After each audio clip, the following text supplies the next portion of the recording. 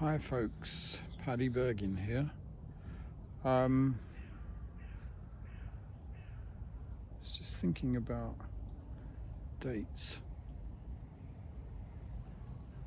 Today, I think it was today, I posted a photograph on Facebook of blackberries, some first blackberries I've seen that are ripened, and I made a comment that went, it's that time of year again. So we can gauge certain times of the year by certain flowers, certain blossoms, certain fruits. So it's a way, I suppose, of measuring time, and certainly, in a more rural peasant society, I suppose, farming society, those sort of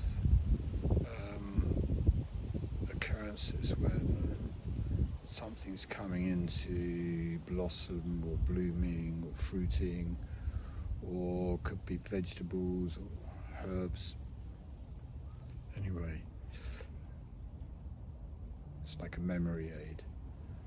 And that got me to thinking about a book that I read several years ago called Driving Over Lemons. I was recovering from a head injury at the time, lying in bed most days, just reading this book. I remember just reading this book, and what a nice book it was, what a sort of nice feeling when I think about that. So for me, just by thinking about reading that book creates a positive feeling for me. Anyway, content of the book is very interesting because it's about a guy and his wife. I'm not sure if he had children, can't remember. And they went somewhere in Spain, southern Spain, and went up a mountain and found this little house, I suppose, a little stone farmhouse. Pretty isolated.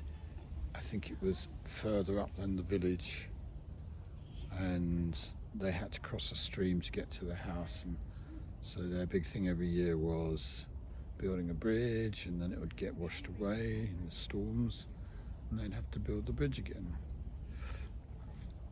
Anyway, being a Spanish community, very rural, they were very religious. The people there were all Roman Catholic, and they were very religious. Reading the book, it reminded me of my own childhood, but that was Irish. Anyway, the point I'm making here is in the book, the guy bought the house as he got to know the people, and he started to have to do some work himself, working with or employing some of the local people. What he found out was that for every Roman Catholic Saint's Day, or they had other special days like the Annunciation and the Resurrection, and there was loads of them, and some of them, it was a day, you had a day off. That was the best thing about it as far as I was concerned. But anyway, what he discovered was that the Spanish farmers, the peasants, farmers, they knew when to prune bushes and trees by a particular saint's day or some religious festival. And then later on, a few weeks or months down the line, there'd be another one. And that would be the time to plant certain seeds. And then further on, it would be the same thing. We need to prune these or put out these plants that we've grown from seeds and plant them out now that the weather's improved, and that's a certain festival of Saint Thingy Bob, all the way through the year. So instead of needing a calendar or an iPhone or anything like that, had their own sort of virtual calendar, timepiece, governed by saints' days. Over the years they'd learn what to do on a certain saint's day. in terms of growing food, managing the land.